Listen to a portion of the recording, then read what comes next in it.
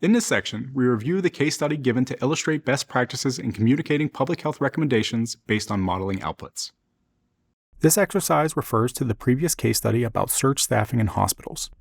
Based on modeling outputs, you decided to advise the governor to contribute public funds to the Healthcare Coalition to contract surge staffing for the months of December and January. You were then asked to draft 3 talking points and a 280-character social media post for the State Health Department's page, highlighting the decision and how data supports it. There are many ways to approach this task. We'll go over the answers that we suggest for this activity, though there may be alternative approaches. For the example talking points for the governor, our single overriding communication objective, or SOCO, is that hiring additional healthcare staff during this respiratory virus season will help ensure healthcare access for the state's residents despite recent hospital closures and recent and lower vaccine uptake.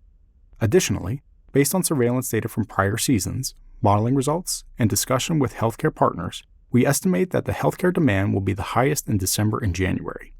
Our modeling estimates suggest that lower vaccine uptake could result in higher numbers of hospitalizations due to seasonal respiratory viruses, which might strain existing healthcare capacity.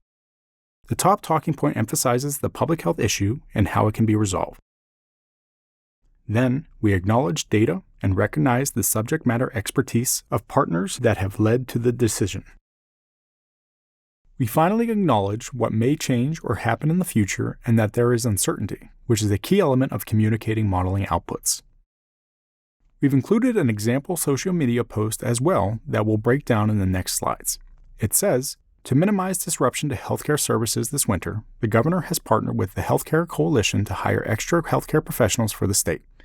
Informed by modeling estimates from our health department, surge staff will be available between December and January. The first key is to keep the focus on the public health issue, to minimize disruption to healthcare services. Then there's a recognition of partnerships, including those who have weighed in on the decision-making and will participate in the actions to follow. Then, there's also an acknowledgement of uncertainty in referencing modeling estimates.